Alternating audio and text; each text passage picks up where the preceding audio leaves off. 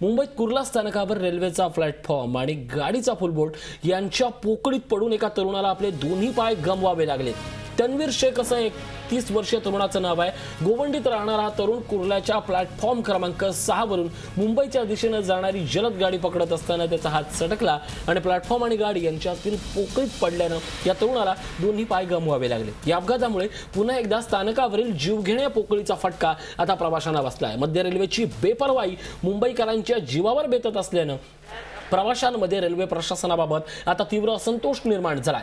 घाटकोपर येथील फराटावरील खड्ड्यात पडून मोनिका मोरे या तरुणीनं आपले 2 हात गमावले होते। एकूणच रेल्वे प्रशासन फक्त मुंबईला महसूल गोळा करण्यासाठी आपले केंद्र मानते का, हा जीवघेणा सवाल आता चाकरमाने विचारतायत। खरं तर मोनिका प्रकरणाचे तीव्र पडसाद कुठे थांबत नाही, ते या सगळ्या पार्श्वभूमीवर आता पुन्हा एकदा या प्रकरणाला मात्र पुन्हा एकदा अस्वस्थता वाढली आहे। बातमी कुर्ल्याची आहे, या क्षणाची आहे। एका तरुणाला फुटबोट आणि प्लॅटफॉर्म यांच्या पोकळीत राहून आपले पाय गमवावे लागले आहेत। ही जी जीवघेणी पोकळी कधी थांबणार, ही जर नाही थांबली तर रेल्वे आणि चाकरमान्यांमधली असंतोषाची दरार वाढत जाणार, हे मात्र नक्की।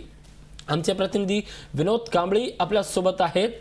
विनोद कांबळे आपल्या सोबत आमचे प्रतिनिधी आहेत। विनोद, काय सांगाल? अतिशय दुर्दैवी असा प्रकार घडलाय।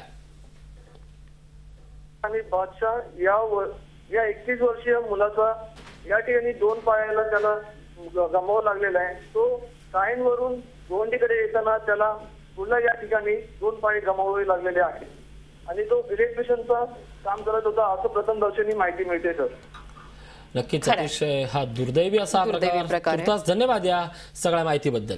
झी 24 तास, एक पाऊल पुढे।